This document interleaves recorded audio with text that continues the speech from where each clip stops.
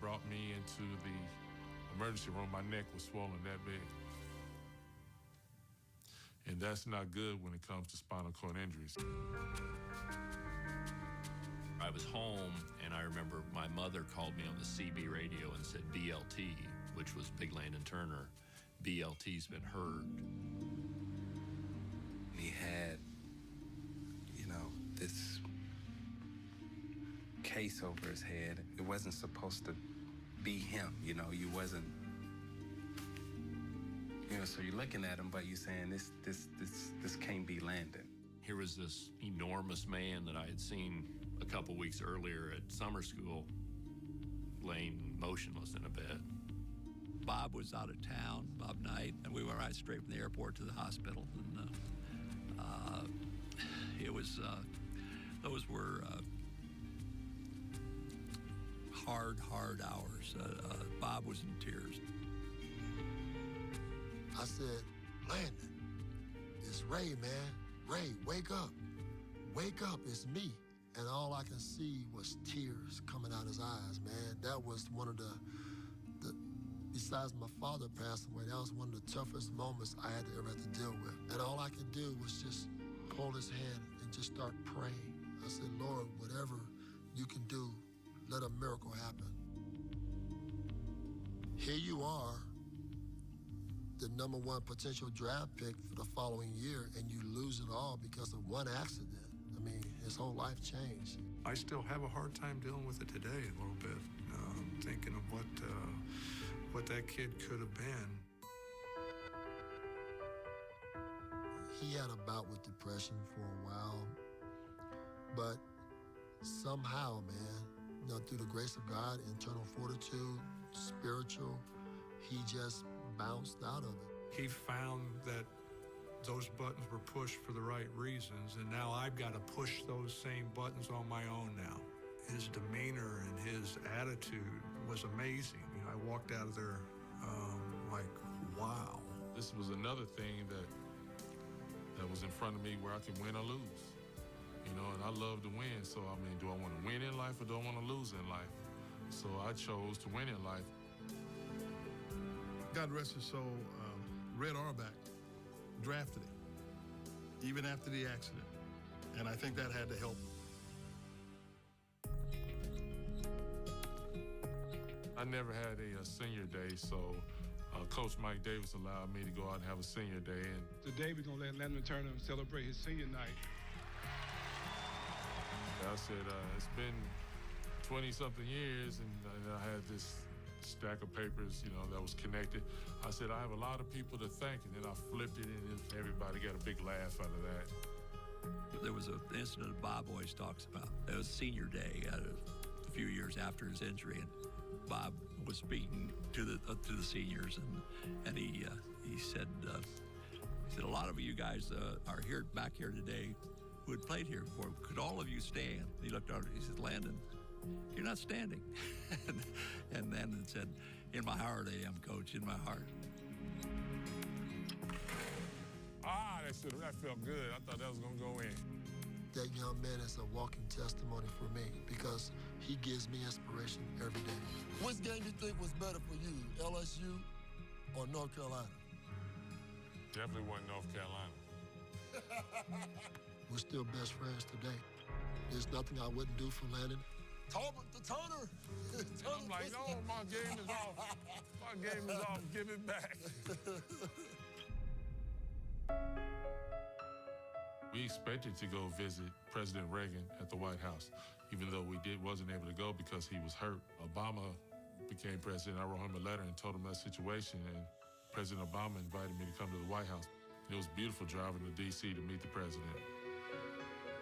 The teammates that we had, they were defined by perseverance. We weren't a good team at the start of the season, but the way we worked and what we became, there's more grit and guts in that than starting from the top and just staying on the top. The best thing was that you did it with people that you love. You did it with people that you had like these great friendships, this great bond. You did it with them.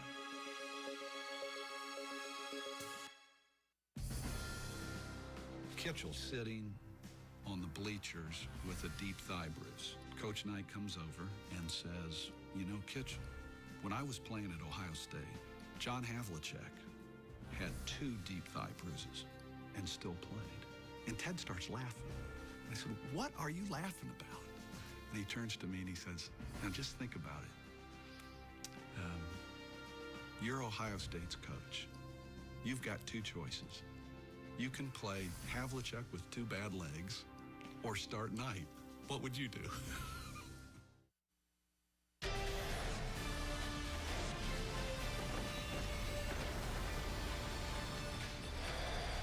Despite rough weather in the Midwest, Hoosier fans have braved the elements to make their way to Assembly Hall in Bloomington.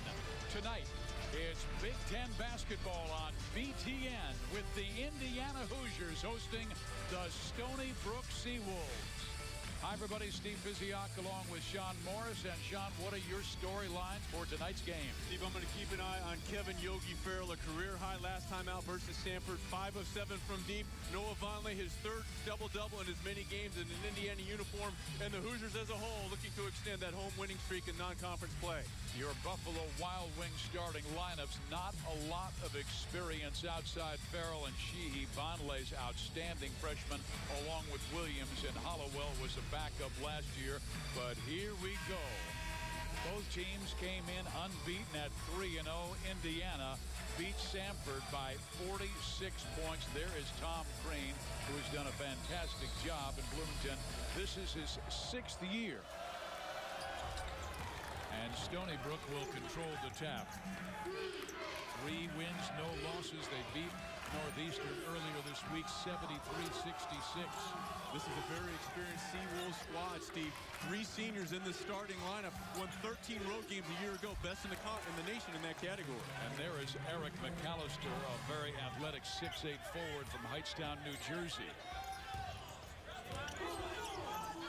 Stony Brook will lock you down defensively as well. They have led the American East Conference in scoring defense the last 3 seasons. They are a very confident team. We watched their practice today, and their attention to detail was outstanding. Farrell with the shot clock dwindling down to 10. They get it inside, and there is Sheehy, the senior from Stuart, Florida. And a little bit of a Princeton offense motif there, dribbled at Sheehy. That's an automatic dive to the rim and a good delivery from Farrell. There's their leading scorer, Anthony Jackson, averaging 21 points per game. He had 17 in the victory over Northeastern. Nice transition defense by Stony Brook, getting back. Farrell very clever, coming off that career high 26. Now backing his way in is Hollowell. They settle for the outside jump shot by Noah Vonleh. Only his 2nd 3-point attempt this year. An excellent team block out by the Stony Brook Seawolves. The ball hit the floor. Wonderful job by the senior-laden team. They've won 3 of the last 4 American East titles. Although Vermont is the pick this year, with Stony Brook picked to finish 2nd in that league. Missing the 3 is Ahmad Walker. And it is punched out and grabbed by Vonleh, and we have our first whistle. Let's check out the Stony Brook Seawolves starting lineup. Ahmad Walker, Eric McAllister, and Jameel Warney will go in the front court with Jackson and Coley in the backcourt. But Warney is a monster inside. He's averaging a double-double. We talked about the freshman Noah Vonleh. Warner averaging that as well. Foul went against Jackson, his first. Well, he is quick off the dribble and gets it inside to Sheehy, who gets his 2nd field goal. And a really nice job by Farrell of coming under control with his head up. That allowed him to see the cutting Sheehy. Take a look at it, Steve.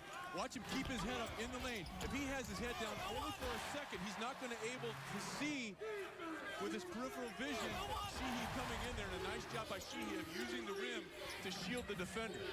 The great point guards always say, don't take your eyes off me because I'll find you. And if you're not looking, it might find you in the back of the head. There is Steve Peichel, and he played for Jim Calhoun at UConn. Terrific coach, and what a job he has done at Stony Brook. one statistic that hopped out at me. 2 years ago, their RPI was 242. Last season, 77. On the way up, and he loves it. Nice lift, New York. So Tom Crean, we talked to him today about early in the season, no more do you start basketball Thanksgiving or December 1st. We said, not about Stony Brook, but about Tom Crean's team. What do you want to see? And he said, transition D, weak side D, play to the game plan. Especially with as many young players as are going to be seeing a lot of playing time, getting them in good practice habits and learning the scouting report. This was a very difficult scouting report for this young team to digest because of the experience. We talked about the road wins that the Seawolves had a year ago, but the experience in that starting lineup with 3 seniors taking the floor. Crean lost 4 1,000-point scores off of last year's team, and 5 players signed professional contracts, including 2 who were first-round picks to the NBA. 2 lottery picks in the form of Victor Oladipo and Cody Zeller.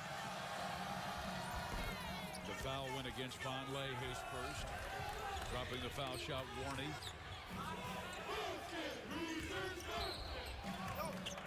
Farrell is bumped as he tries to go baseline, and we want our fans to know that BTN goes where you want, when you want it. With BTN to go, presented by Auto Owners Insurance, watch live hoops on your computer, tablet, or smartphone. To learn more, visit btn2go.com. Also available in the App Store and on Google Play. Download it today. And the last 2 calls really illustrative of the new rules of enforcement, and in terms of the armbar and hand checking, a big reason that Indiana comes into this ball game, Steve, averaging 37 free throw attempts per ball game. Opponents don't like that at all. Well, Sheehy has made all 3 of his field goals, and that's his first from outside the arc.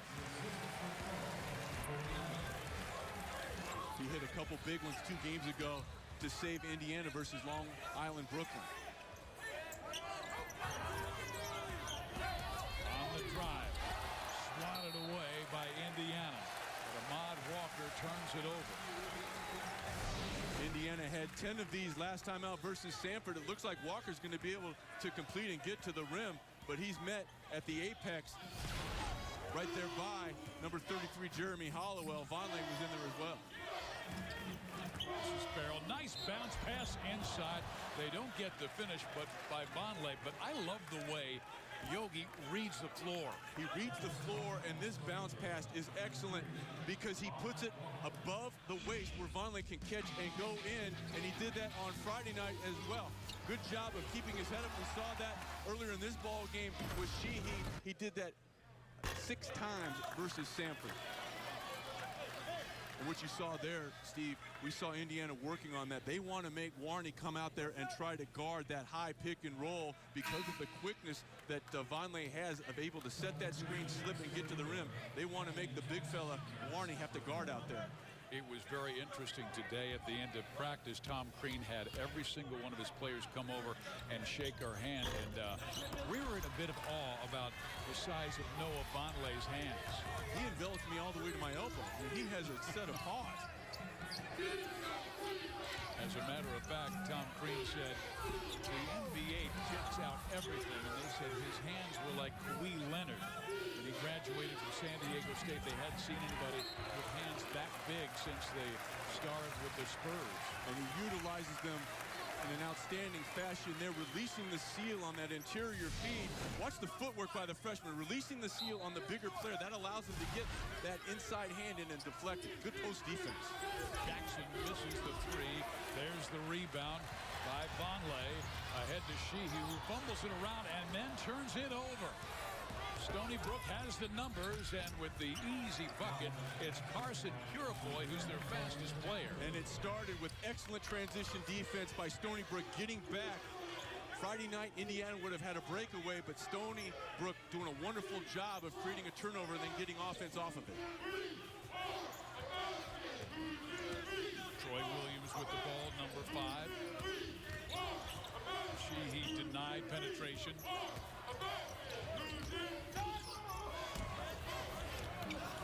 There's Vonleh, and he gets hammered inside. Timeout on the floor. 15:37 to play first half. Hoosiers up by 2.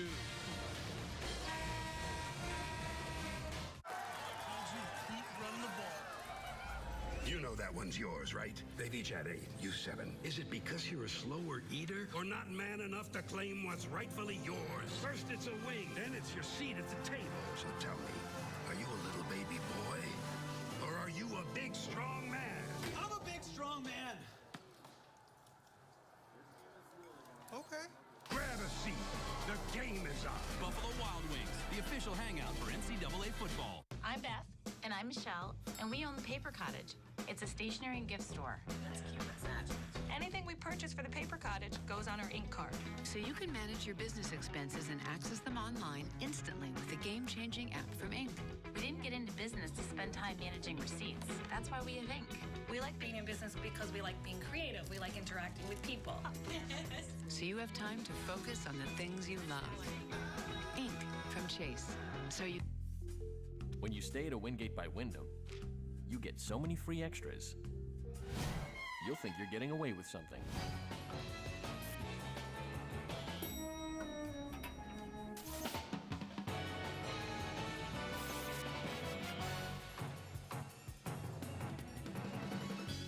Wingate by Wyndham Hotels. Get lots of extras at no extra cost. Book at WingateHotels.com. You'll get the guaranteed lowest rate, and you can earn Wyndham Rewards points. Every day, small business owners are using tools like email and social media marketing from Constant Contact to grow their business.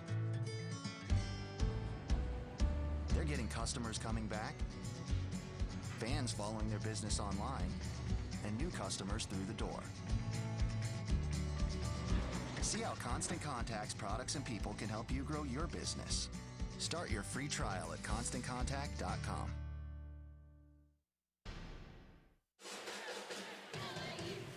Number 23, Indiana, with a 2-point lead over Stony Brook, a very talented team from America East Conference. Steve Biziak, along with Sean Morris.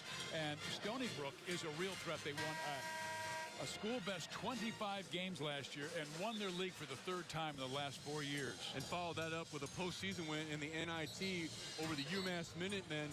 This is a team that went on the road last year and had a great deal of success, as is illustrated right there with our Firestone Complete Auto Care Extra Mile. The Stony Brook Seawolves led all teams in the nation with 13 true road victories a year ago. They returned 3 seniors, seeing a number of action tonight.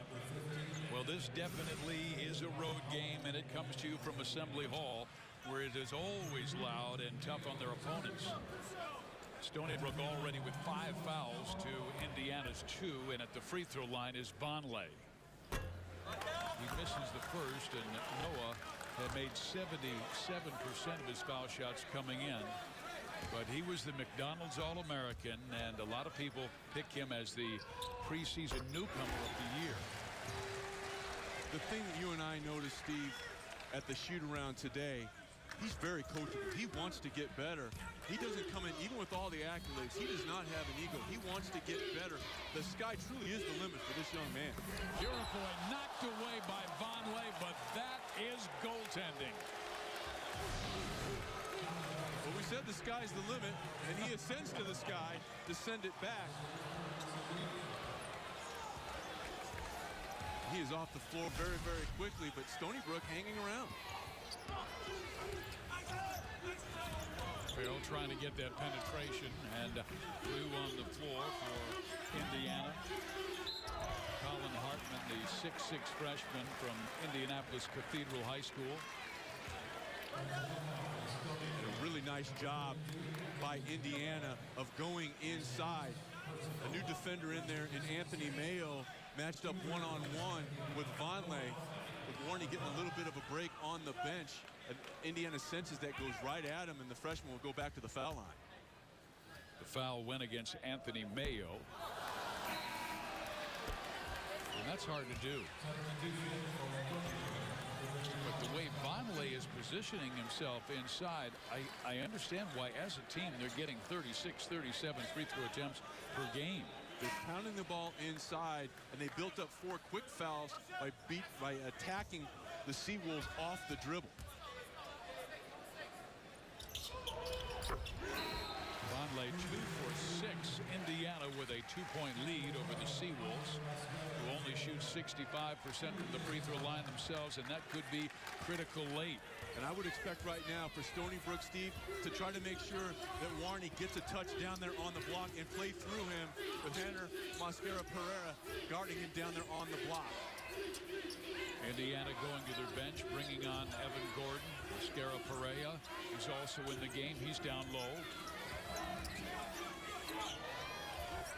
Nice job. Really good job of taking away that passing angle into Warney. Wonderful job of honoring the scouting report by Indiana. Farrell's first 3 attempt, he misses, and the rebound is out deep. Puriefoy right side. He's got great speed and a beautiful layup, but misses. There for the putback is Warney, who's been averaging 15 points per game.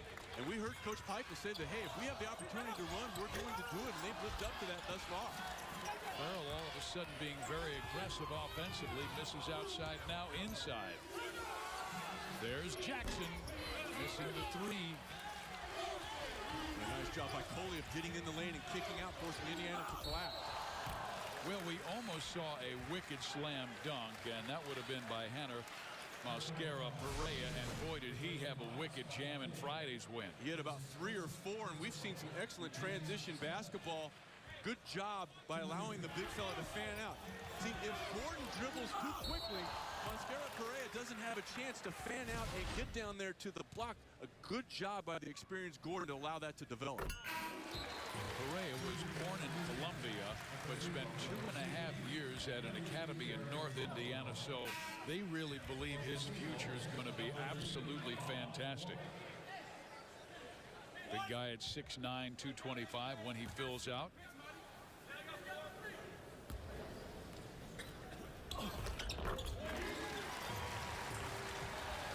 Hoosiers back in front by 2. Puriefoy now operating the point. And this allows Jackson to move off to a wing.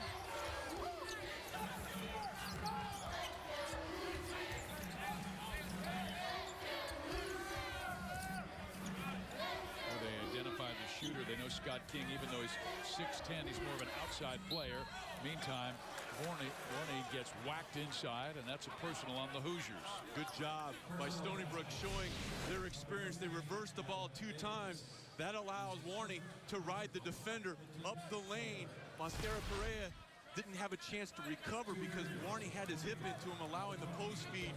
The big fellow will be rewarded with a couple of foul shots. This is not his area of strength. 57% from the line a year ago. He's been 5 of 10 prior to that one, but he does shoot 67% from the floor. And if we were able to get that up into the 70s, that could be worth at least 3 extra points per ball game to him if he's able to add about 15 to 20 percentage points to his foul shooting.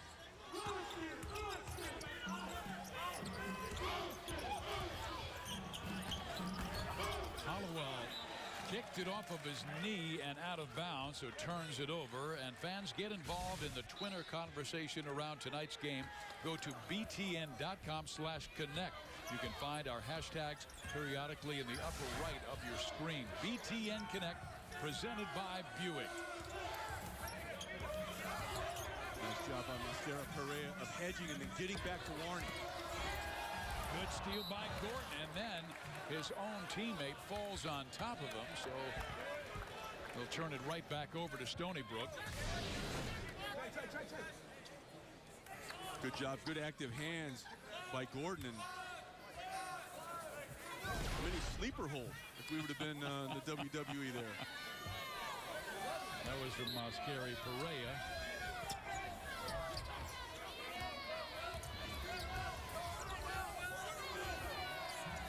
Really denied Jackson, who's been the top scorer for Stony Brook at 21 per game. So do they go corner to King, who misses his first 3 attempts? Sheehy. His 3 is in and out. But guess who has the rebound? Mosquera-Pereira. Pretty good job of getting back defensively by Stony Brook, but on the scramble situation, they don't put a body on Mosquera-Pereira, who's able to get in and complete. And that's not good for the Seawolves because that's the second personal foul on the top scorer, Anthony Jackson. Will now go to the sideline and perhaps sit out the rest of this first half. They don't want him to get up his third. Puriefoy is a very capable point. You mentioned it. Jackson averaging 21 points per ball game on the early part of this season, 42% from behind the arc. Coley misses. Hollowell at the other end slips right by Ahmad Walker, and timeouts called by Stony Brook. Boy, that is an athletic play in the open floor by Jeremy Hollowell. Utility to your point, Steve, on Friday night versus Samford, he was guarding the point guard, Russell Wilson, who was very, very quick. He was almost a foot taller than Wilson and was able to keep in front of him. On the drive, Walker misses. Shot clock does not reset, did not draw iron. Puriefoy trying to spin inside, but probably too much, and turns it over.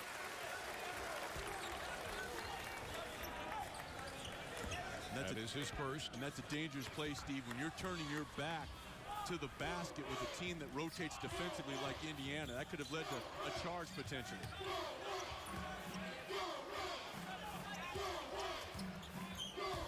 Hollowell.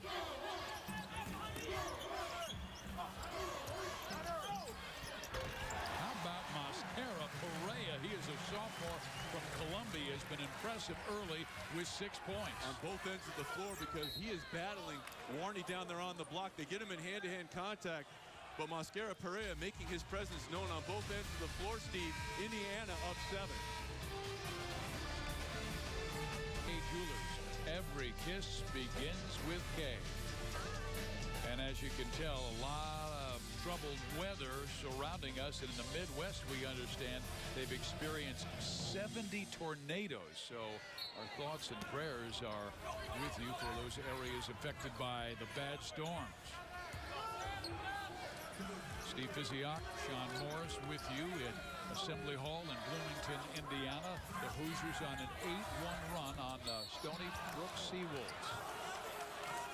There's just a little bit of inexperience by Mascara Perea.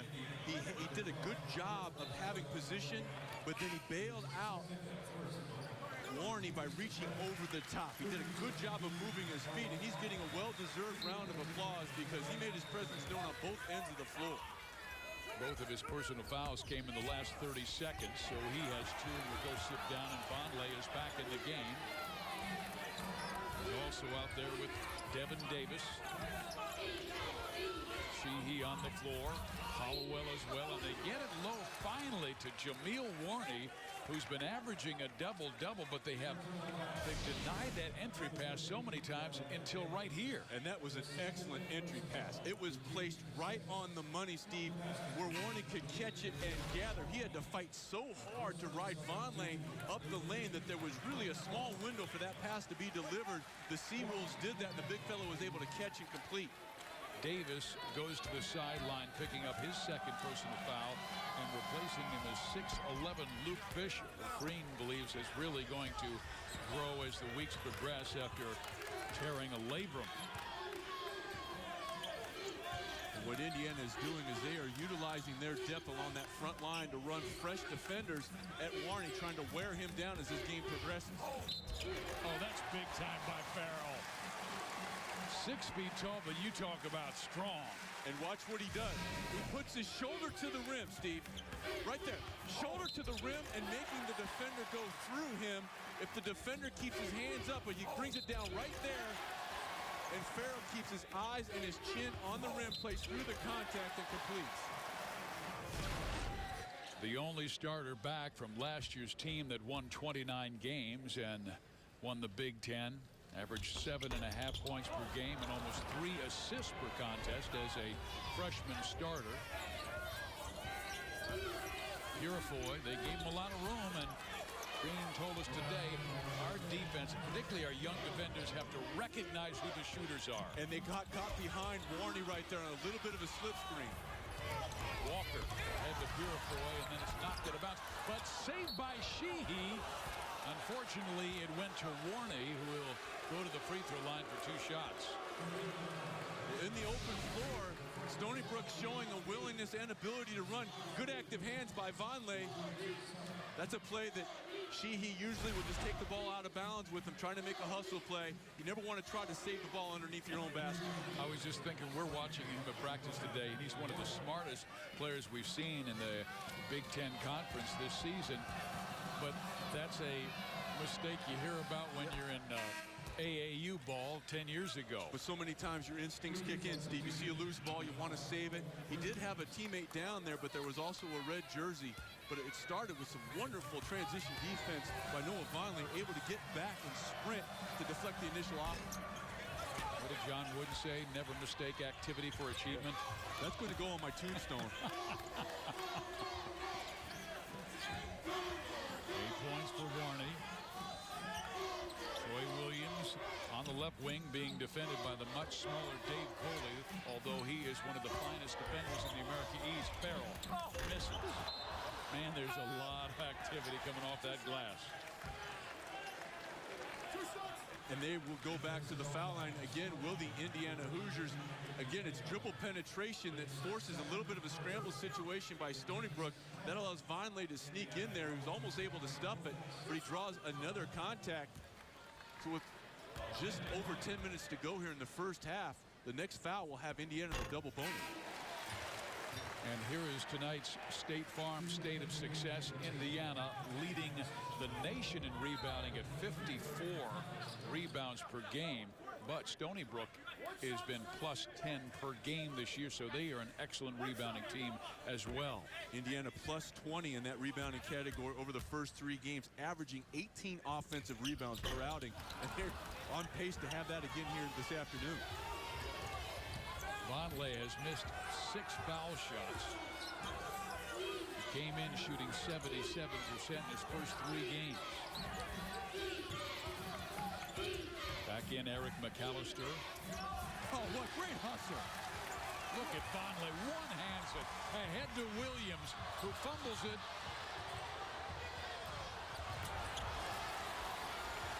The result, a Sheehy slam. That was activity and achievement. Both teams really giving it up, and Indiana able to come away with a transition basket. Jackson's first bucket of the night. Steve, I think he might have been looking for a lob, and Varney got taken out of the play, and he had to put it up toward the rim. Well, that'll work.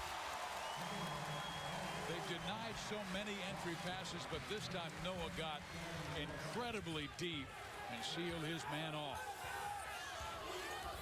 Almost a foul by Noah. That's the 4th defender that's been assigned to Warney, and he spins it right into a double team. Good job by Fisher. Williams to Farrell. Lob. No, but he's fouled and will go to the line.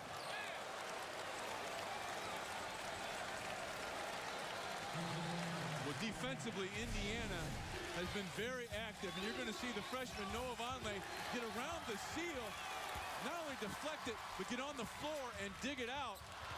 Not exactly how you would draw it up if you're Indiana, but it does lead to a positive result in transition. The send-in by Sheehy. That's one thing I've really been impressed with Indiana early in this game. Stony Brook is a very good team, but Indiana is very strong for so many freshmen and sophomores. Well, when you have the kind of depth, particularly along the front line, you're able to rotate in fresh defenders. They've shown that, the willingness to do that with Warney. But the other thing it does is it gives you options. If you're not going to give it up on the defensive end of the floor, chances are one of your teammates is next man up. Williams pushes Indiana's lead to 8 with his first 2 points. Yogi Ferrell just talking with his defenders about communicating, calling the screens. And that was a bad pass by Jackson, who got in the air and then made the decision and threw it by McAllister. Yeah, what Indiana did right there, Steve, is they forced some really poor spacing by Stony Brook. They forced Jackson right into help, and as you mentioned, he left his feet with nowhere to go, and even if his teammate's able to catch it, he's in no position to do anything positive with it. Farrell, Fisher, Sheehy, Vonleh, Williams on the floor for Indiana. Good defense.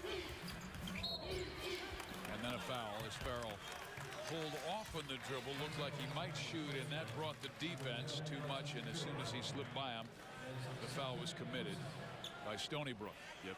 Again, a point of emphasis this year, hand checking on the ball handler, and that's exactly what happened there with Puriefoy.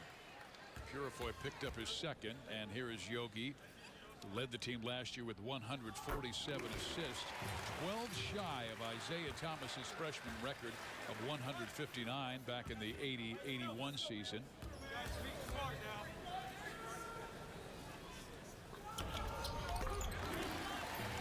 Farrell averaged about 4 assists per ball game, but I think even more impressively, as a true freshman a year ago, Steve, a 2-to-1 assist turnover ratio. Fantastic.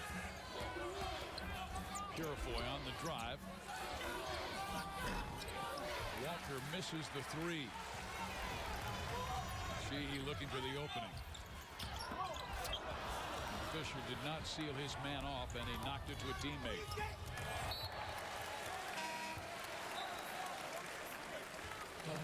Stony Brook went about the first 8 minutes without a turnover, and now they've committed 4, it seems like, in the last 4 minutes. The fouls really starting to accumulate for Stony Brook. 12 team fouls right now. Set the screen for Farrell. Two-man game with Vonleh. On the fade, that is a pretty move. And that's a really tough shot because he banged in to a very, very physical defender in the form of Warney and able to fade away and not put too much on that jump shot. Puriefoy with the three. 9 for Carson Puriefoy, who came in averaging 8.7.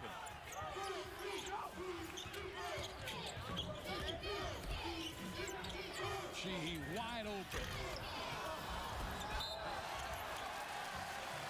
We've got a time out of the floor with 7:17 to play. Indiana in control over Stony Brook early. And Watford is in Israel. Oladipo, of course, in Orlando, and Zeller in Charlotte. So Green doing a tremendous job recruiting. And you take a look to your point, Steve, the amount of returning scoring. 4 1,000-point scores, as you mentioned, moving on. 2 All-Americans, 2 lottery picks in the form of Oladipo and Zeller.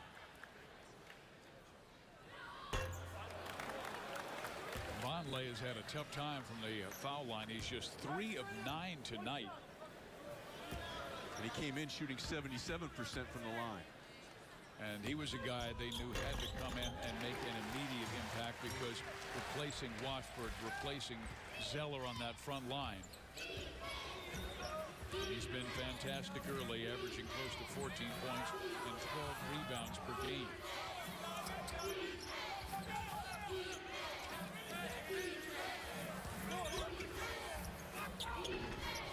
That's a nice move. McAllister spinning away from contact. That's a tough delivery. Good job by Stony Brook of going inside to kind of stem the offensive tide that had really been going Indiana's way.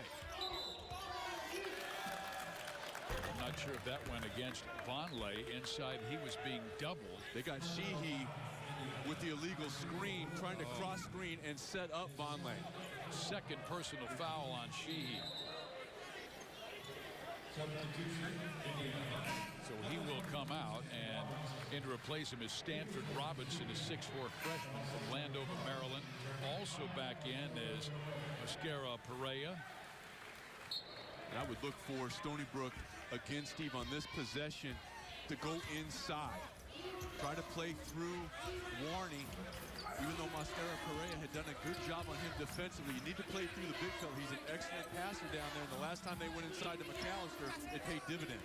Perhaps pick up that third personal foul on Mascara Pereira. But they turn it over. And here comes Robinson.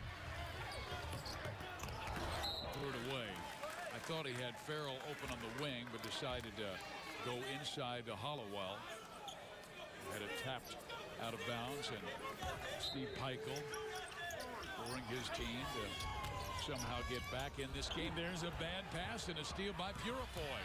He has had a terrific first half, now with 11 points. Nice job by Puriefoy of attacking the backpedaling Farrell. And a good use of the Euro step there, the little step through and come to the stronger right hand.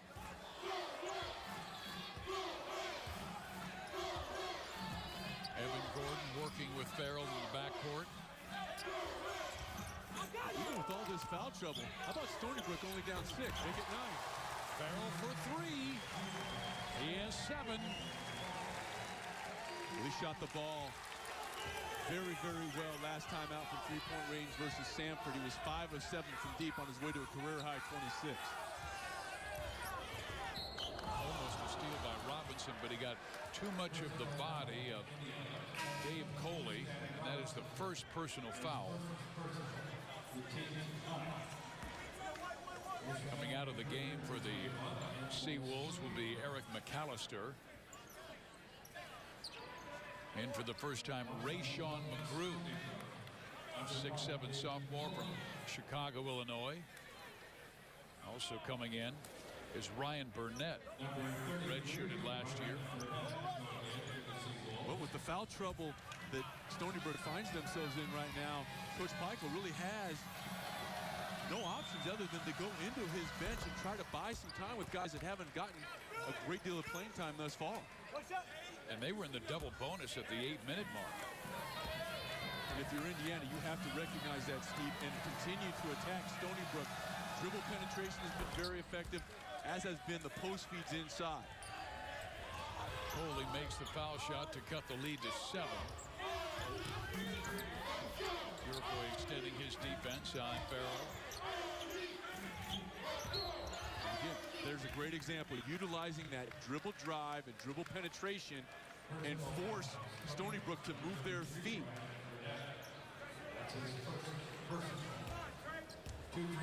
Ryan Burnett picked up his first personal foul. And this is not the team that Pikel was hoping to have on the floor, but because of the foul difficulty that so many of his starters have been in this first half, he has him along the sideline. Now coming back in is Anthony Jackson. He will play with 2 personal fouls. Jackson only with 1 field goal, who came in averaging 21. And what you may see the next time down the floor, Steve, that Indiana has the basketball offensively, if they try to isolate Jackson on a high pick and roll and maybe try to pick up that cheap third. Anthony was the American East Player of the Week, 46 points in his first 2 games, including that career high 24 against Haverford. He misses the 3. He'll get it back. Puriefoy, man, was he hit. And it goes down hard. Yeah, that was a clean play. There was nothing malicious about that, but Puriefoy got up in the air and got bumped and wasn't able to recover and stick the landing. You see him turn the corner here, gets up, sees out of the corner of his eye his teammate in the left corner, and Mascara-Perea had left his feet. Nothing malicious about that. Just a lot of contact. And Mascara-Perea picks up his 3rd personal foul, so he likely will come out with still 4:54 left in this first half, but with 2 shots coming his way. Vonleh has gone to the scores table. Puriefoy has given Coach Steve Pikel some really quality minutes, particularly with the foul trouble that the leading scorer Jackson has found himself in. I think he's kept them in the game. Yeah. Jackson now will leave. That's smart. What you probably had was an offense for defense substitution on the dead ball situation the last time down for Indiana. They were able to get him in for the offensive possession. They want to make sure that Indiana doesn't try to take advantage and get that 3rd quick foul. Puriefoy has closed the lead to 5. 13 for Carson. There's the double on Yogi. He turns it down and finds Gordon along the baseline. Evan will go to the free throw line for 2 shots. Farrell, again, Steve, keeping his head up, and that allows him to find Gordon in that right corner. They don't close out under control on Gordon, and he makes them pay. Able to get to the rim for yet another foul line opportunity for the Indiana Hoosiers. I mean, there's some great point guards in the nation. Yogi Ferrell certainly is among that conversation, but you think of point guard Marcus Smart of Oklahoma State, Aaron Kraft of Ohio State, Jahi Carson of Arizona State, Keith Appling of Michigan State. But this young man, because he was a freshman playing with so many upperclassmen last year, didn't get the notoriety, but now he is. He was very, very efficient with the basketball a year ago, continuing this year his sophomore season, and already 22 foul attempts for Indiana. That's the good news. The bad news, they're only hitting 50%, 11 of 22. Net with Hollowell defending him. Jackson has an opening. And got his second field goal to fall. A strong move by Anthony Jackson. And again, an excellent situational substitution by Coach Peichel, getting Jackson in offensively. Now he's out there with 2 fouls. Let's see if Indiana recognizes that and tries to isolate him. At the 4-minute mark, it's a 4-point ball game. How about that? Tom Green a little concerned as his team at one time was up by 9. Led by Carson Puriefoy's 13 points. Stony Brook right back in it. That's a carry and a turnover on Yogi Ferrell, and Tom Green has to be concerned because the Seawolves are. And as a result, it led to the turnover and a rare one by Kevin Yogi Ferrell, and Carson Puriefoy really bailing out the Stony Brook Seawolves thus far in the first half. And look at that shot by Puriefoy. He cuts it to a 2-point game and has 15 of his team's 33. And I appreciate Carson making me look good, Steve. Well, you were saying nice things about it. He thought he could respond. Vonleh spins in, and a personal foul will be called against Stony Brook. But this is one of the reasons that Stony Brook is still in the game. Indiana has taken 22 free throw attempts to Stony Brook's 11. But Vonleh included, the Hoosiers have missed 11 of their 22 foul shots. And the other reason that Stony Brook is hanging around is the fact that they've done a more than adequate job on the glass. Offensive rebounding was a point of emphasis for Stony Brook coming in, making sure that wasn't a viable threat for Indiana. And with only a couple of exceptions, Stony Brook has done a really good job on the glass. Vonleh makes them both, pushes Indiana's lead back to 4.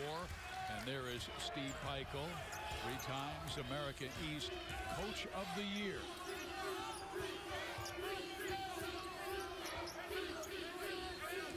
Vonleh way out defensively. Coley. He has had a tough time making shots this year, and there is Vonleh with those huge hands up for the rebound. Ferrell, not this time.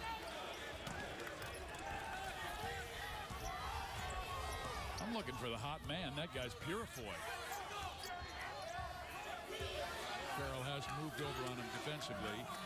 Especially with the primary post option Warney on the bench right now.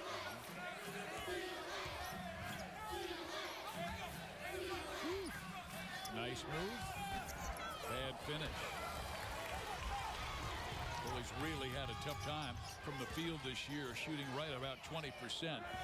Puriefoy almost had the steal. Ferrell, though, makes him pay for going for the steal and missing. And what a fantastic job by Ferrell, Steve, of coming under control at the foul line. How many? He said they've got a great president in Sam Stanley, who believes in athletics and believes it's a strong foundation to attract great students. And believes in doing it the right way, because he also told a great story. He was called in after his first season, which was not very successful. So many times when they call you to do that and bring your playbook, it's not good news. They actually extended it, giving him a chance to build the program the right way and not have to go with a quick JUCO fix. Ferrell on the drive gets fouled. That attack mentality. Once again, a lot of free throw attempts for IU. Quick shot, good contest right there, and it leads to a break in the open floor. And Kevin Yogi Ferrell, sensing that he had Stony Brook backpedaling defensively, attacked that inside foot, most notably Coley. And Coley picks up his second personal. Stay with us because the State Farm halftime show is coming your way. Mike Hall and Jim Jackson in the studio. A lot of great games on tap tonight in the Big Ten. South Carolina State and Nebraska. Michigan at Iowa State. That's an interesting one. And later on Big PTN, Rider and Purdue.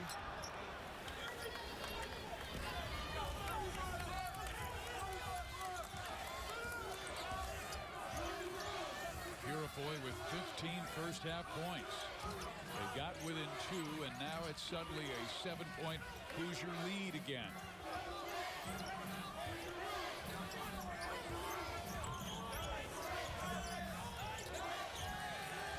Shot clock down to 8. Jackson wants to take his man, but then carried the basketball as he made the move to the right with the 6'9" Vonleh defending him. And a good job by Vonleh. A lot of times, Steve, what you'll see is kind of a hand hedge by a big guy like that, where he'll just stick his hand out there. Vonleh showed his whole body. I think that really distracted Jackson, leading to the turnover. 6 turnovers for Stony Brook. Puriefoy on Farrell.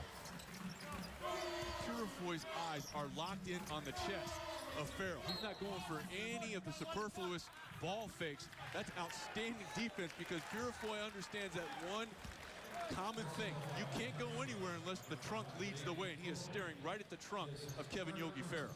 Coley has to sit down. That was his 3rd personal foul, but Peichel has to take the chances with so many of his players with at least 2.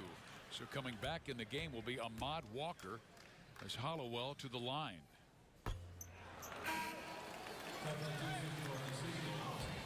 I believe Coach Green will have foul shooting practice tomorrow. And it's that old saying that it does become contagious, because this is an Indiana squad that came in, albeit with a small sample size of 3 games, shooting 74% from the line, but they had a lot of attempts. We've talked about it, averaging 37 trips to the foul line per ball game. They're going to exceed that here this afternoon.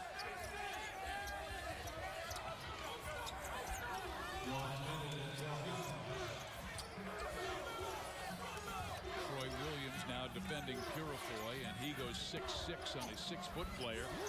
Wrapping around inside is a beautiful move by Stony Brook.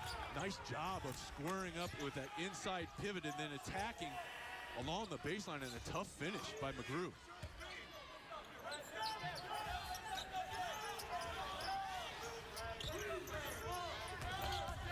Hollowell. Good help defense. Yeah, he got off balance, was going too hard, and right into the teeth of 2 Seawolf defenders. Nice job by Stony Brook of moving their feet. Watch right there. There's the hand hedge, and that leads to the turnover, because he has the opportunity. Does King, if that pass is made, he can close out on the wing shooter here. Good team defense by Stony Brook. Opportunity for Stony Brook with the shot clock off in 28.5 seconds. They may go for the final shot, trying to get it down to 3 again. Steve, if you're Stony Brook, you have to feel really, really good about where you are when you consider the fact Anthony Jackson, your leading scorer, has really been a non-factor. Offensively, at least, Carson Puriefoy has answered the bell. What they're doing right now is going back and reviewing, which it is a shot clock, and resetting it here. There's so many rule changes that really favor the offense this year with the hand checking, and that's why we're seeing, what is it, 5 more free throw attempts this year in the Big Ten Conference than last season? The teams will adjust. You know, the rules have always been there, Steve. It's just been a matter of now they're going to be more aggressively enforced, particularly the hand check and the arm bar. It's like in baseball when they finally called the high strike. It was always a strike, it just wasn't called. Well, here is Hollowell. Puriefoy will go for the last shot as he sets his offense. They're moving Gordon over to defend him. Jackson, their leading scorer, is isolated down on the right block. Let's see if they try to set a couple of screens to get him free. Farrell is defending Jackson. And here goes Puriefoy, spinning, shooting, and missing. He was partially blocked. Farrell with a chance and lofts it at the iron, but comes up short. Michigan State, you may have seen them beat Kentucky earlier this week. The Spartans, one of the teams many picked to go all the way, and as a matter of fact, I expect them to be #1 tomorrow. Here's Farrell, lost the ball. It just slipped out of his hands, and Coley the other way, and then Walker turns it over. And we will have a held ball situation. And Walker started to shoot that basketball before he caught it, Steve.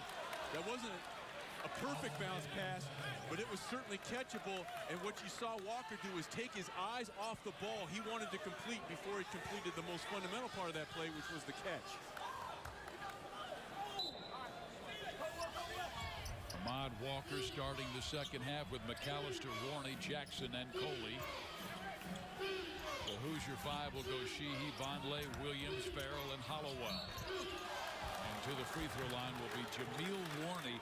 And I have a feeling that Steve Pikiell will be determined to go inside out with Warney. And watch what Warney does. He senses there's no double team, and Fisher does a pretty good job, but then you saw he did not maintain verticality all the way through the play, Steve. You saw that right inside hand kind of come down. As a result, Warney will shoot a couple. Fisher gets the start in the second half. And that's over Jeremy Hollowell, who was in foul trouble. Warney, who came in averaging 15 points per game, looking for double figures, and you can see what he's looking into, including pictures of Bob Knight and Oprah Winfrey and Digger Phelps. That's funny. I love fans, particularly college fans. Fisher trying to post up low. Williams instead gets it to Luke Fisher, and then Fisher will wind up at the foul line for 2 shots. The basketball savvy by Farrell here. Watch him create some space. If he doesn't flare out, there's no way that Williams has the opportunity to pass him the basketball. A lot of times you're seeing the post guys kind of hug that post. Williams is dribbling toward him. He fanned out, which created that passing angle. He'll shoot a couple. Green really glad to see Luke Fisher's health get better with the knee, and we told you about the torn labrum. He's a very good defender, and they're going to have to bring back in Anthony Mayo for the foul-prone Eric McAllister, who has 3 personals. Fisher makes 1 of 2. That's 14 misses for the Hoosiers tonight from the free throw line. Jackson only had 2 field goals in the first half. I bet they try to go right back to Warney down low. And they got Sheehy with a foul, holding the cutter. Coming off that little down screen. Sheehy got caught. They caught him catching the jersey. 3rd foul on Sheehy. Lower part of your screen. Well, that's kind of a tough one. I thought that Sheehy did a pretty good job there. I thought he might have caught him, but it looked like he had his hands up. And as Will leaves the floor, he looked over at the official who made the call and kind of gave him a not so complimentary look. But it's like having an argument with your wife, Steve. You never win that one. No, you don't. Just go to the bench and nod your head. 4 words. Yes, ma'am, and no, ma'am. And yes, sir, and no, sir to referees. That's a good job by the freshman Fisher of keeping his feet, because Warney threw everything at him with the up and under move, and Fisher did not go for any of them. As a result, it forced a tough shot. Boy, Pikiell is really in trouble. A 3rd foul on Walker. So that is 3 Seawolves with 3 personal fouls now, and 7 with at least 2. Even with all that, Stony Brook only down 5 on the road. Vonleh misses the shot, and someone went over the back. What you saw was number 32, Anthony Mayo, tipped the ball, which sent it over the top of the backboard. Puriefoy, who had a sensational first half with 15 points, comes back in for Dave Coley, who's been very quiet. He only scored 2 points with 3 fouls in the first half. Also in Colin Hartman for Indiana. Farrell on the drive. There's two. And a really good job by Kevin Yogi Farrell of setting up that down screen. That allowed him to take out the defender for that curl cut. There's two parts of the screen. Not only the person setting the screen, but the person receiving and setting it up appropriately. Jackson misses the three. He's only 2 for 7 tonight. Oh, beautiful pass inside to Vonleh, who will wind up at the line. Last time down the floor, we've seen the ability of Kevin Yogi Farrell to distribute the basketball, but he does a good job of moving without it there, forcing Carson Puriefoy to defend for our Reese's perfect combination. And Kevin Yogi Farrell showing you why he is one of the premier point guards, not only in the Big Ten, but nationally as well. Forney picking up the personal foul, so that's 4 Stony Brook players with at least 3 fouls coming back in. McAllister, who has 3 fouls, and Warney will sit down. They've just never been able to get into a rhythm because they'll play for 3 minutes, sit for 3 minutes. And with this foul trouble, the other thing it does offensively. Puriefoy. Carson with 17 to lead all scores. He turned on the Jets. I mean, and he did a great job. Did you notice a little subtlety there, Steve, of getting his body in front of Farrell? So if Farrell wanted to try to make a play, he was going to have to go through Puriefoy to do it. Backing his way in is Vonleh. So strong inside. And a nice job by the freshman of not panicking in all that traffic. He has 12 points, close to another double-double. He's had 3 straight to open his career. Jackson defended by Williams. Indiana completely plays man-to-man. I have not seen one bit of zone.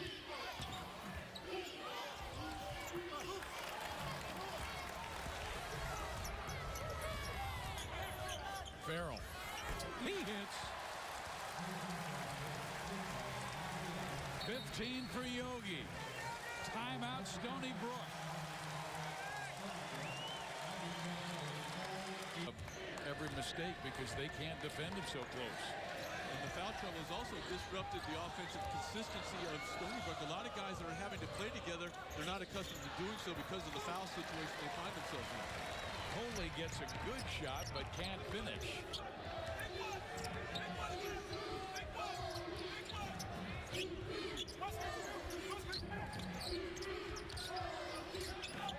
Vonleh misses the 3, and it will go out of bounds. And that's just some inexperience. What you saw right there is you saw Warney really kind of goad Vonleh into taking that shot. He backed out off him with his hands down, and in a rare situation, the freshman Vonleh bit.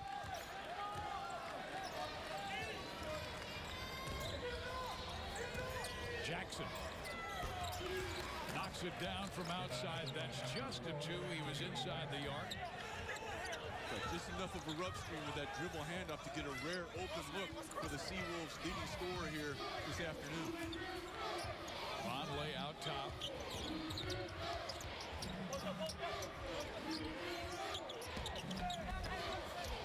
Oh, what a beautiful move by Troy Williams along the baseline. And without this foul trouble, my instincts tell me that you would have seen a Stony Brook player slide over and take that extra step to try to draw the contact. But they're in such foul situations, you sense a little bit of tentativeness by Stony Brook on the defensive end. It's been that kind of game for Stony Brook, but Indiana taking advantage. They both game, but he played with Yogi Farrell in the World University games, and Tom Crean really believes in his coach on the floor. There is Yogi high for the rebound. He's only 6 feet tall, but averaging 4 boards per game. Misses the shot. Guess who's there? Devin Davis. Steal. Williams went behind his back and stepped on the sideline, so it goes back to the Seawolves.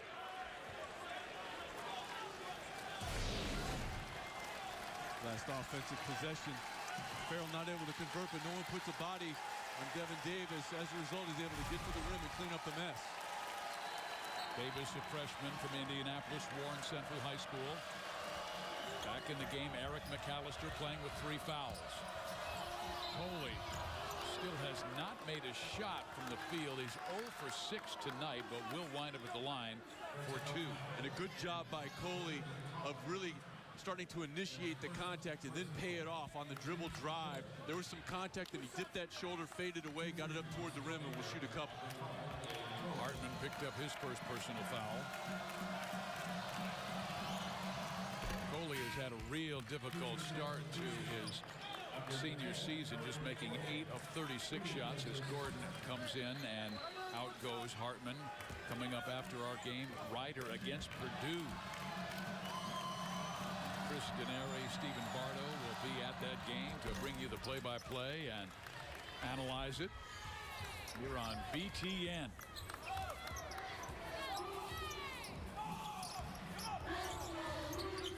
Puriefoy moving over on Farrell, who now runs that baseline looking for a screen, didn't get it.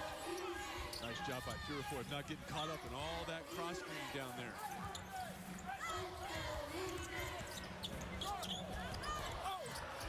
Williams much more active in the second half, but his pass is bobbled around and turned over. Williams. Not the shot you want. You mentioned the offensive woes of Coley in the open floor. You can get a better shot than that if you're Stony Brook. I remember you had that one game where you missed like your first 10 shots, and you said, but coach, I'm open, and he said, there's a reason there's open. Again, that'll also be on my tombstone. As you see the defensive rotation, now the contact, and what you didn't see was that the defender's feet were inside that restricted area. You have any kind of contact, and the defender's feet are in there, and you saw it very, very clearly. Even though he tried to lift his heels up, he was inside that restricted area. That's an automatic block call for the official. Farrell, an 80% foul shooter. The first personal foul went against Carson Puriefoy. He is the 5th Seawolf to pick up 3 fouls. And we're in the early stages of the second half. Warney with 3 fouls will now leave.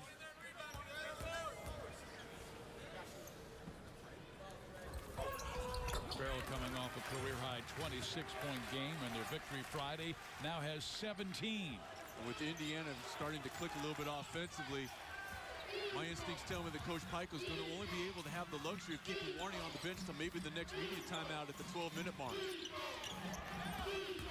Puriefoy on the drive. He'll be at the free throw line. That's a real savvy play. We saw Coley do it. Here, Puriefoy does it as well, trying to initiate the contact. And you see Yogi Ferrell making that same case. Watch him turn the corner and initiate that contact.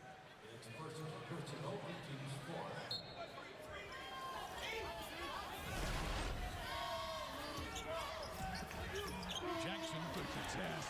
Boy, was it ever by Troy Williams, who barely touched it. Puriefoy gets it back, attacks the basket, and he will wind up at the line for 2 shots. Man, Puriefoy, he has an extra gear, Steve. He's able to stop on a dime. He came very close to breaking over the midcourt line on the scramble situation. Extra contest by Williams. Watch him stop. Boom. Then he's able to turn the corner, get low, and try to finish with the left hand. And you know what's interesting? He might be 5'11", 6 feet tall at best, but he has very long strides, and I think along with his quickness that allows him to get past the defender. And he didn't have a wasted dribble. He got the ball out in front of him, and to your point, he was low. That allowed him to turn the corner.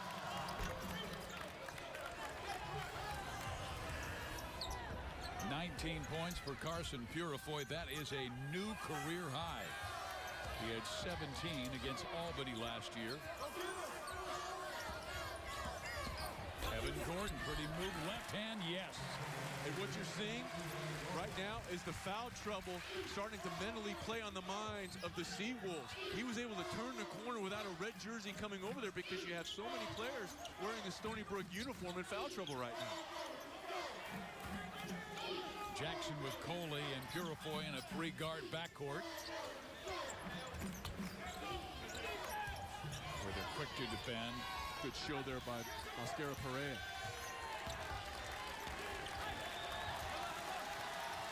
Jackson misses the 3. Jackson gets it back.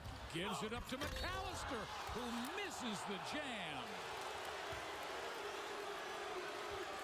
And if that is against Mascara Perea, that will be his 4th personal foul. Scramble situation, you're going to see Jackson leave it. And again, there's contact in that restricted area. McAllister going toward the rim. As a result, Mascara Perea will draw his 4th.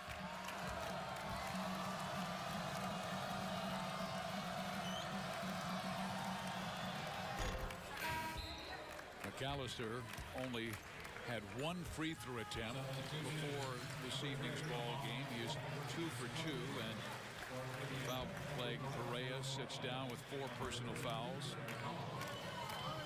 Green making a host of substitutions.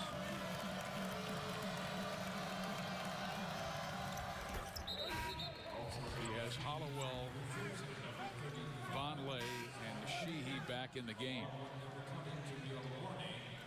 And Warney, again, speaking to the foul situation that Coach Peichel finds himself in, I thought he might try to buy enough time to keep Warney on the bench until the 12-minute mark. He doesn't have that luxury. Let's see if Indiana recognizes that and tries to isolate it.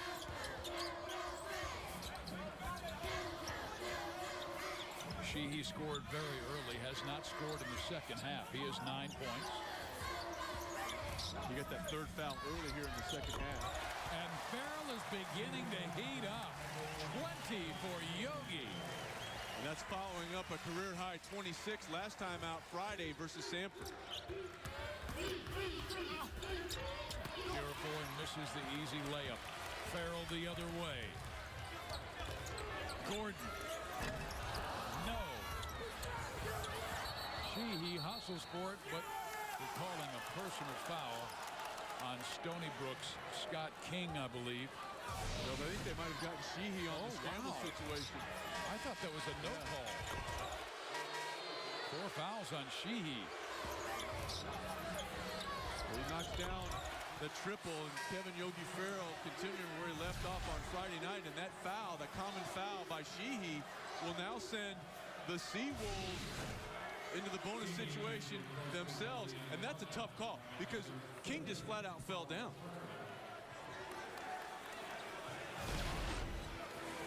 So Will Sheehy, the senior, first-time starter after coming off the bench and being their top 6th man last year, will sit down with 4 fouls at the 12:22 mark. And Scott King, an excellent shooter at the line, but misses the first of a 1-and-1.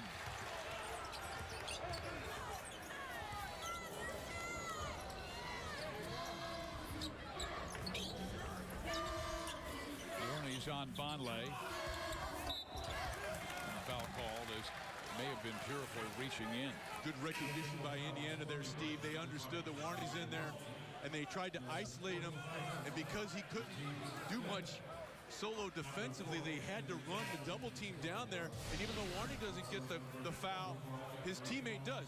They isolate him, Warney one-on-one, and you see down there trying to dig it out because they knew they couldn't allow the big fella Warney to operate one-on-one defensively. They did call the foul on Warney. I thought it was on the reach-in, but it was on the check, I guess. Oh, wow. That's a tough one. That's 4 fouls on their top scorer or their top inside player. See, right there, if there's a foul, it's on number 5, Coley, coming in there with the dig.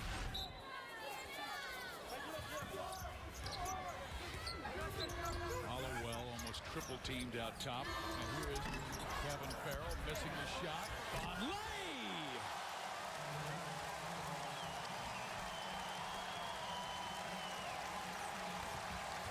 Well, he just got to his 4th double-double with authority in as many games as in Indiana career. Posted his 4th straight double-double to start the season. The last Hoosier to do that was DJ White during the 2007-2008 season, but DJ White was a senior, and we asked when was the last guy to start a career at Indiana to have 4 straight double-doubles, and they're still checking. Hollowell in and out. Rebound King.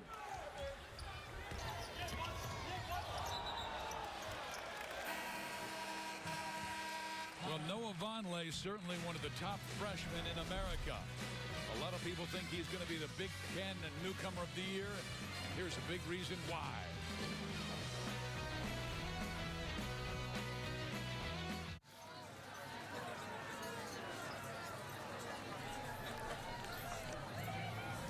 There he goes again, mixing sauces. At his best on Friday, and as another Yogi would say, it's deja vu all over again. He has been outstanding in back-to-back games, and he's really been terrific in all 4 of his starts this year for Indiana. Colin Hartman will miss the 3. Vonleh, though, with another rebound. And 4 of the 5 starters for Stony Brook, Steve, have at least 3 fouls. Farrell misses. And going for the rebound, kicking it out is Indiana, and it will be Stony Brook basketball down 13. Tom Crean knows he has a big assignment coming up. He'll play Pac-12 school in Washington in that 2K Sports Classic in New York, November 21st. But then they've got that big ACC Big Ten challenge against Syracuse. That's going to be a wild game. Rematch of the Sweet 16 matchup from a year ago. Big Ten, certainly one of the best conferences in college basketball this year. Really strong double team by Farrell, and then getting and closing out on Puriefoy.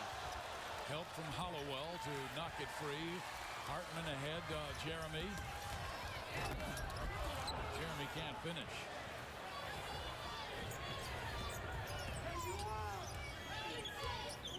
They've really done a tremendous job on Anthony Jackson, who came in averaging 21 points per game. But Anthony only with 6 points, 3 for 11 from the floor.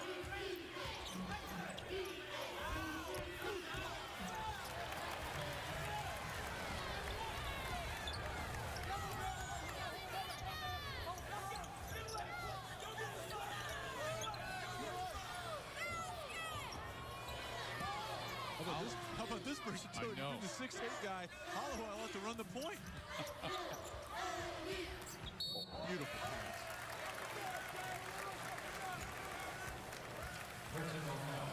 You know, when the season began, there were 5 teams in the Big Ten Conference in the top 25, and right now you have Michigan State likely moving to #1 after they beat #1 Kentucky earlier this week. And Michigan, I'm not sure what that score is in their game with Iowa State, but I like Wolverines a lot. A lot returning there with Glenn Robinson III. You see Indiana, Wisconsin with a big win earlier this week versus, or last week rather, versus Florida. And I'd say another team that's going to be hovering around that top 25 is Iowa. Look for them to sneak in maybe in the next week or 2. How about the win by Ohio State, what they did against Marquette? At Marquette, no less. Aaron Craft really good. Oh, I want him guarding my accounts. There'll be no identity theft there. Well, Ohio State won last year's Big Ten Conference tournament, and they've won that Big Ten tournament 4 times. Iowa won big over Abilene Christian today. Foley. That's not nice to do them on a Sunday. That's not nice to do to Abilene Christian on a Sunday, Steve. What was it, 101 to 43, something like that? A lot. 103-41. So it was even worse. 64-49, that ties Indiana's biggest lead of the night.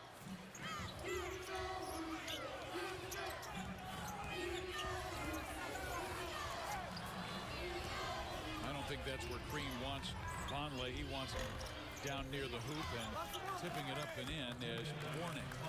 I'll tell you what, that big fella, he ran the floor, has done a nice job. And Coach Peichel has no choice but to bring him back in, even with the 4 fouls. It's a 13-point ball game, and look for Indiana to try to isolate him down there on the block, especially with Vonleh in the ball game.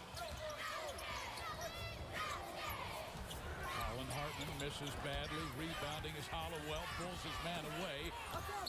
And the ball goes out of bounds to the Hoosiers.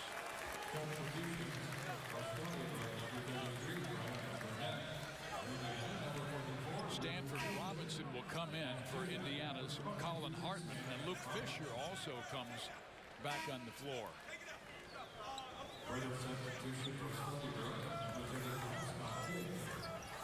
You know, sometimes freshmen go, they play really well within the system for a 5, 6, 7-minute stretch, and then all of a sudden they feel like, you know what, I think it's my turn to shoot. Well, if you try that here, there's a lot of guys that will come in right behind you. Got that right.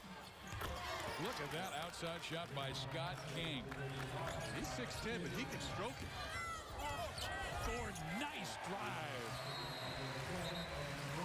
Well, what you see right now is Coach Tom Crean is so upset. In 4 or 5 or 6 points is because of their incredible foul trouble throughout the evening.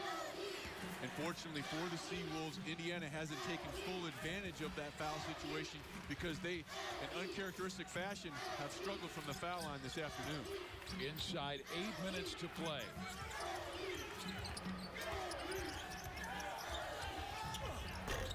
Williams, good defense on Jackson, forces him to take a bad shot. Gordon, pretty move. Whoa. That was a long stride. Puriefoy has it knocked away by Fisher. Fisher had 3 blocks on Friday in very limited action. Good strong move by Jameel Warney. That had all the subtlety of a 2x4 to the head. The big fella doing a great job of completing.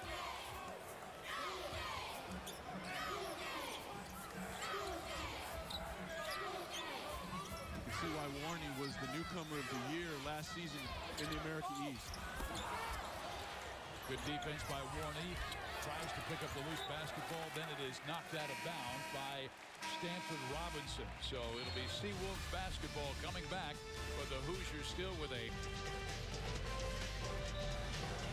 Steve Visiak, Sean Morris with you in Bloomington, Indiana. Hoosiers with a 12-point lead over Stony Brook. The Hoosiers out rebounding Stony Brook 39-27, and the Hoosiers came in leading the nation in total rebounds per game, 54. Also averaging 37 foul shot attempts per ball game coming in. Really going to surpass that here probably in the next couple of minutes. 36 foul shot offerings by Indiana thus far. Warney has it knocked away by Fisher. Good defense by the big man from Germantown, Wisconsin. And then Gordon bowls over his defender, but the foul is called against the Seawolves. And Puriefoy unhappy, picking up his 4th personal. Robinson out, Farrell back in for the Hoosiers. Yogi with a terrific night. 20 points, 4 rebounds, 4 assists. Evan Gordon going to the free throw line. His brother played at Indiana. Eric, now a star with the NBA New Orleans team, the Pelicans.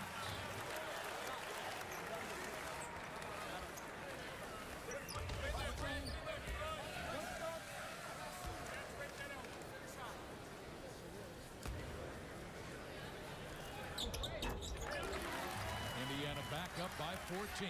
Sheehy along the sideline with 4 personals.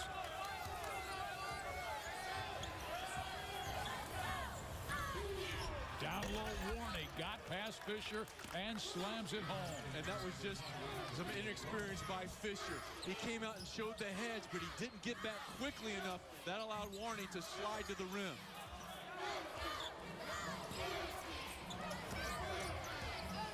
Vonleh's gone back, and that's a turnover on Gordon as he carried the basketball. So Noah Vonleh will come back in, replacing Luke Fisher. You're going to see Luke Fisher, the freshman. He does a good job of helping, but then he's got to get back a little bit quicker than that. There's 2 parts, the help and the recovery. He had the help part. Next year, he'll know not to hold that help quite as long, just a split second, and then get back leading with that inside hand to provide some obstacle for that pass. Williams with the steal, and then a personal foul is called on Scott King. You know, on that, when you come out and hedge the screen, what is the biggest challenge for a big man to recognize? You have to understand where the pick and then the roll. You have to come out, show, understand where your teammate is, just give him a chance to recover. You don't want to hold it too long. Help and recover, because what they're trying to do is set up that pick and roll. Stony Brook did that next year, even later on this season. Fisher will understand, show, and then get back with that inside hand. Tom Crean really believes in him ever since he came back from that torn labrum. He said he's growing leaps and bounds every single practice. And Steve, how many times at the high school level was Fisher forced to defend that? Probably can count it on one hand. At this level, you have to do that, and he will get there. That is a fine, fine-looking post player in Luke Fisher. How about Vonleh, his second black of the game. Williams on the drive, no, and a personal foul. Stony Brook was looking for the goaltend on this end. We're going to see the entire sequence. Looked like the ball was still below the rim. A good no call, which leads to a transition opportunity and yet another foul by Stony Brook. And that is Ahmad Walker's 5th personal foul.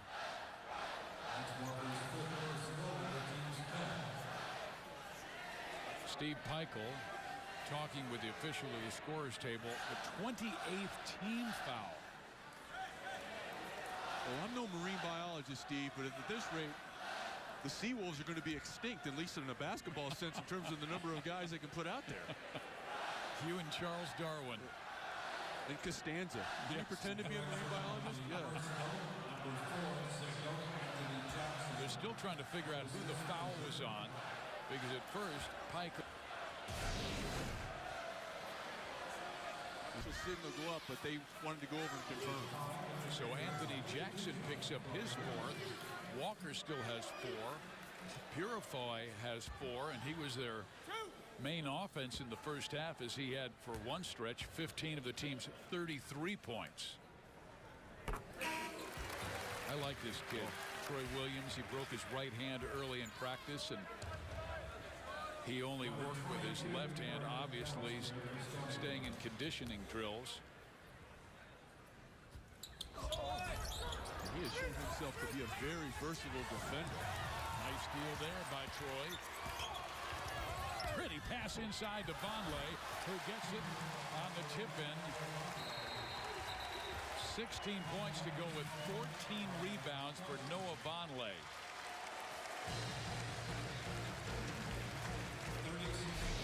We talked about the versatility level, but more importantly to Indiana Hoosier Nation here in Bloomington. And Bellamy wasn't always surrounded with the type of talent that Chamberlain was with the 76ers or Russell was with the Celtics. Stony Brook, Anthony Jackson, 4-3. They don't quit. They are going to be tough in that America East. I've been really impressed with how hard they've played and battling adversity here on the road. Foul trouble. They've had to deal with that. Some poor shooting from their leading scorer, Jackson, but they're still well within striking distance here. Vermont's John Becker got everybody back. They are the pick to win the America East. Ryan Volker, the top player, player of the year candidate. Shot clock down to 6. Yogi's got to pull the trigger. Vonleh traveled. I don't think he realized where the shot clock was, and he tried to make that extra pass, but walked with the basketball, and that's the 16th turnover for the Hoosiers. I think he initially was going to take it to the rim off the dribble, but he saw his teammate out of the corner of his eye and got caught kind of in no man's land. When in doubt, go ahead and take it in. Yeah. When in doubt, air it out. They got a foul on Devin Davis right now with the arm bar. When you're open to shoot, if you're not, force it. Devin Davis with his 4th foul. Davis going to the sideline. Coach Crean giving a pat on the side. This is one talented freshman from Warren Central High School. He played for IU standout Greg Graham.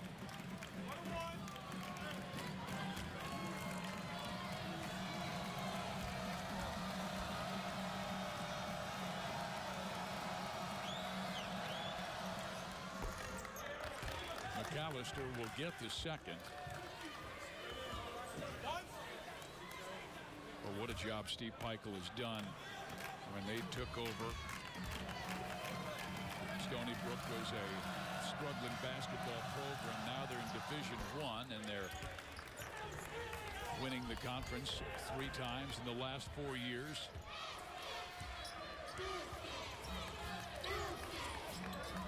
Vonleh with the screen. Gordon works around it and he dribbles back out.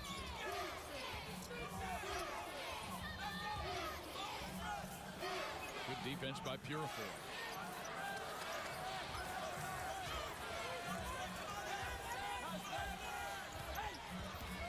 Shot clock down to 6. Hollowell puts it up and knocks down the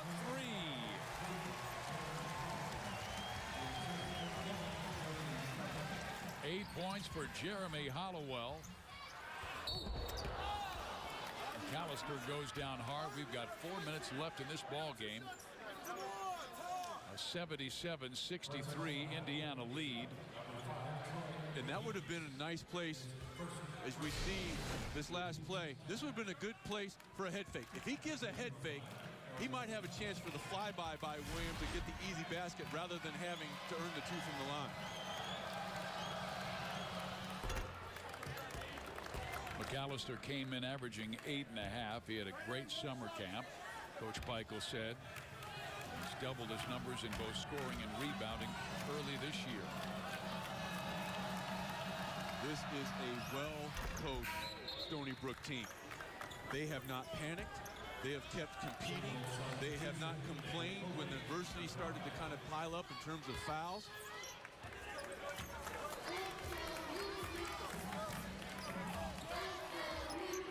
Setting the offense, dribbling in between with the left hand. He continues to find great success. 22 for Yogi. They're doing everything well. 14 rebounds for the freshman. One shy of his career best in points. And he would have already been there had he not missed 8 foul shots. That's the only thing from him today that has not been on the mark. So Farrell, meantime, with 23 points to lead all scorers.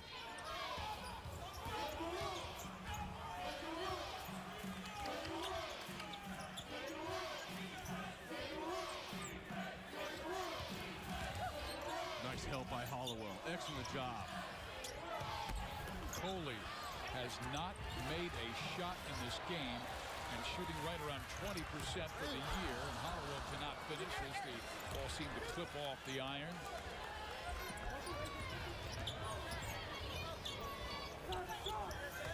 Warney triple team and still is able to find a little freedom. And as you said, have a Moses Malone move. Sensing where the double team was coming from, spinning away from it. That's a difficult shot. 18 points for the sophomore.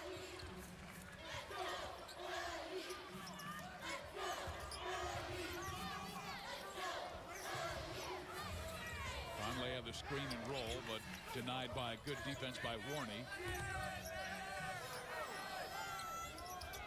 Gordon with the shot clock ticking down to 7. Here goes Yogi Ferrell to work. In and out. And a whistle on the rebound. And a reminder that Ryder against Purdue will be coming your way next on BTN. Hoosiers trying to make it 4-0 on this young season. Indiana, of course, went 29-7 last year, went to the Sweet 16, but Tom Crean lost 4 1,000-point scorers.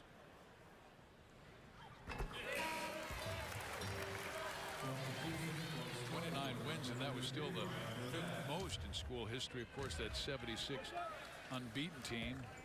Bob Knight with Scott May and Kent Benson and Bob Wilkerson, and that outfit went 32-0.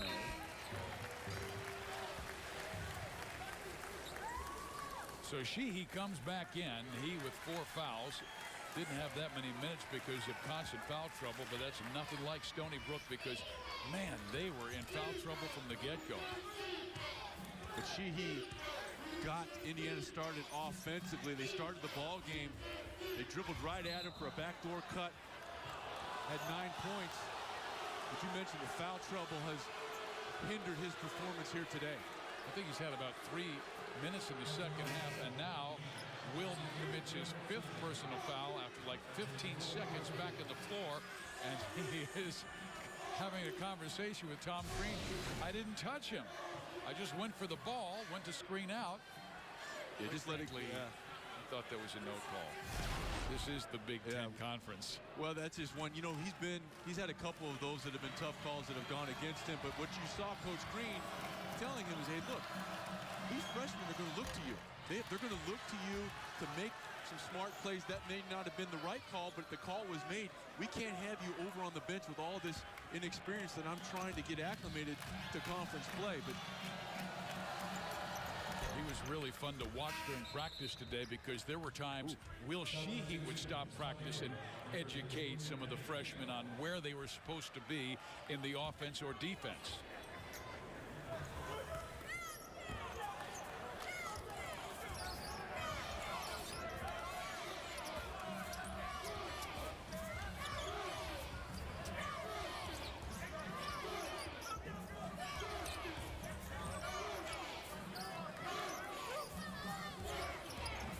The clock well. He's so tough to defend.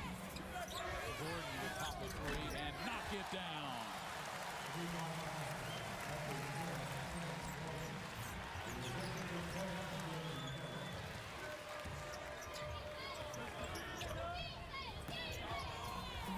Mismatch there by McAllister. Good job by Stony Brook of recognizing that. On the switch, you had the smaller Farrell on McAllister. The Seawolves recognized that, went inside. McAllister spun away from pressure. He's very fortunate because Vonleh was on the way over and just missed getting a block by about a step and a half. Opponents only shooting 31% from the field against Indiana this year. What impresses you about the Hoosiers defense, and also what do they need to still work on to grow as a young team? Well, I think the youth, and you hit on it right there, Steve, the fact that you have this many young guys playing at once and buying into things defensively, their help defense has been great. They have some teachable moments. Fisher and his ability to defend that high screen and roll will be things they work on, but you have versatile defenders. We've seen Williams defend multiple positions. Hollowell's defended the point guard in the last 2 ball games, so they have a lot of ways that they can beat you on the offensive end, but defensively as well. They have a lot of versatile defenders, and their help defense, particularly for this early part of the season, has been very impressive. Beautiful pass by Yogi Ferrell. Gordon unable to finish, though. And a smart job by Gordon to pull it out and milk the clock. Hollowell can't make it go. The other thing that look at this steal by Vonleh.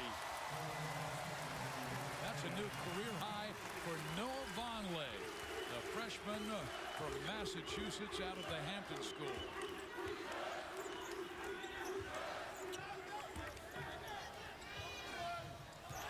Steal by Williams. Oh, and he gets hammered. They're going to call. You got to let him go. Yep. Too dangerous. Vonleh continuing to add to his double-double. And I know you want to continue to compete, which the Seawolves have done all night. But if you're McAllister, just let him go. The ball game, for all intents and purposes, is over. There was no way he was trying to hurt Williams there, but just let him go. Live to fight another day.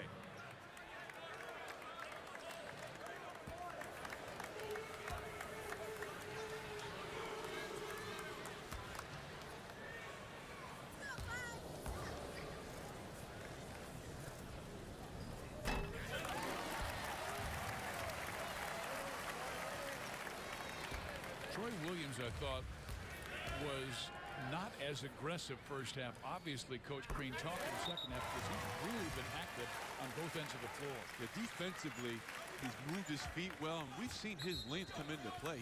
He's been in the passing lanes and the passing angles with that long arms, and he's shown some versatility a couple of times getting in the lane offensively, particularly with some leads to Vonleh. 20-point lead for the Indiana Hoosiers, the number 23 team in the nation. And last year, there were so many Big Ten teams that were in the top 5 for much of the season.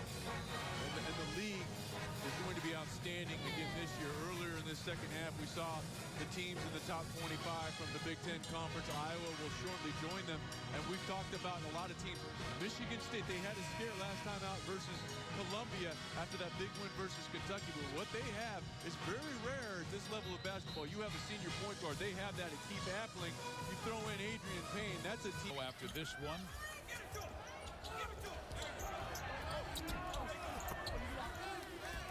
Farrell, one of the stars in this game, team high and game high 23 points to go with 6 assists.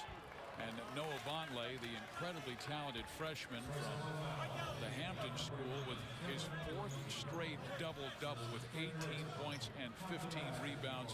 And those are Walt Bellamy numbers. Very active on the defensive end. If you go back to the first half, Steve, he did a really good job of post defense. Dug out a loose ball over here. So the freshman, he struggled from the foul line today. That's an anomaly for him. He's a 77% foul shooter, but he didn't let it impact the other parts of his ball game.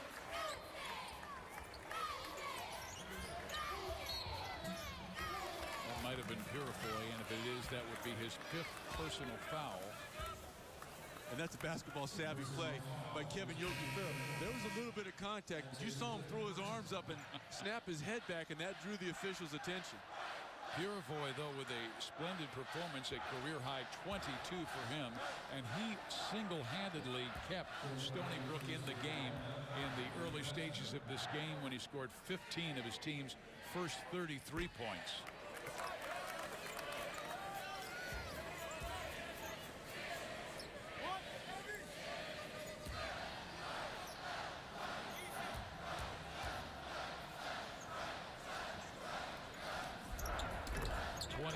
For Farrell. Indiana with an 18-point lead. Stony Brook will suffer their first loss of the year, and Indiana will push their record to 4 wins and no losses. McGrew with his 2nd field goal.